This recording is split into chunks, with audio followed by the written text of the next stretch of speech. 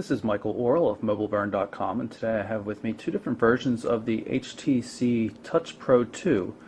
The one in my right hand is for Verizon Wireless, and this one over here is the Sprint version. Very similar design. The Sprint version is a bit of a gray color scheme on the front, black on the Verizon, black buttons on the Verizon on the bottom, as opposed to the chrome look on the Sprint version. You can see they both have a soft touch rubberish back design.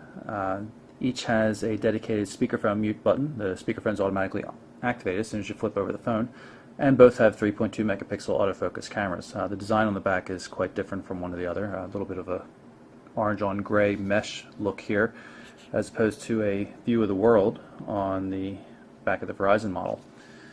If we open up and expose the keyboards, you can see they're also very similar. Both have the same exact layout in terms of the major keys. Some of the other features, like the Euro key and pound symbol and stuff like that's different on one version, the Sprint version versus the Verizon.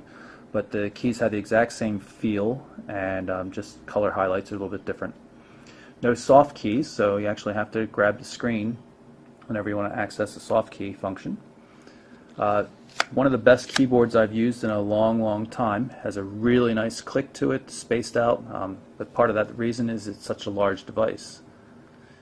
Take a look at the hardware features. You can see we've got volume controls on the left hand edge. Not too much on the right hand edge except for the stylus. A little bit hard to pull out at times. Quite honestly, I've never really had a use for it. Never needed it. It's quite finger friendly. Very large, wide VGA touchscreen display, so it's really quite finger friendly, and we'll show you some of the TouchFlow 3D aspects a little bit later on. Of course, there's the standard HTC Mini USB charging power port, also for connecting to computers, and a regular 3.5mm headphone port, so you don't need any kind of adapter. As we already mentioned, the mute button for the speakerphone and the camera on the back.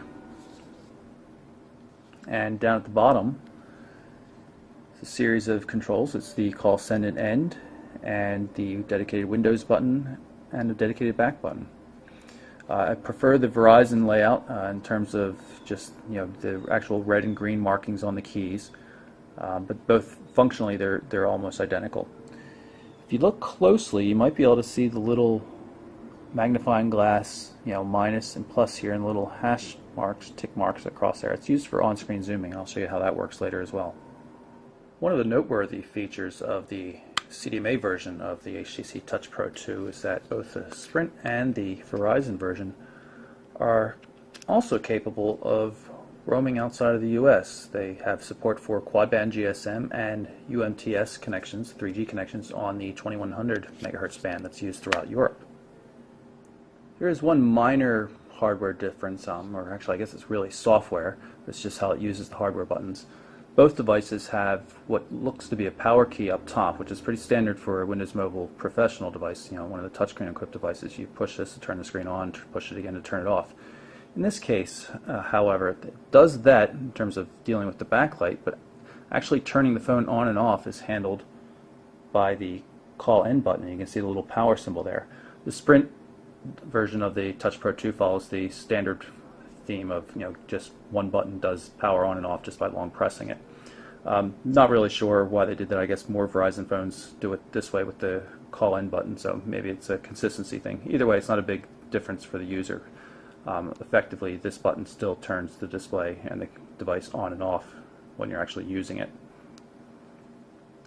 You can see that the device is rather large, and it has a tilt-up display. Now, personally, I've never found any use for the tilting. I don't tend to sit the phone on my desk and try to use it for anything, or touch typing or anything. And I tend to use it this way, but some people definitely seem to have a liking for that tilting factor, and they won't be disappointed here. Very solid build. Everything clicks nicely into place. Spring-loaded, dual home to move, snaps into both locations, open and close. As I mentioned, the keyboard has a really nice feel. Each key has a good click to it. It's nice tactile feedback. It moves enough, and they're well spaced out and very clearly labeled. You've got In the case of this version here, you've got the white text on a very dark, dark brown, blackish kind of button, and a light colored background. Everything really stands out, and the bright green highlights and the orange on the Sprint version do equally well. It's just very well designed, and like I said, it's one of the best keyboards I've used in a long time.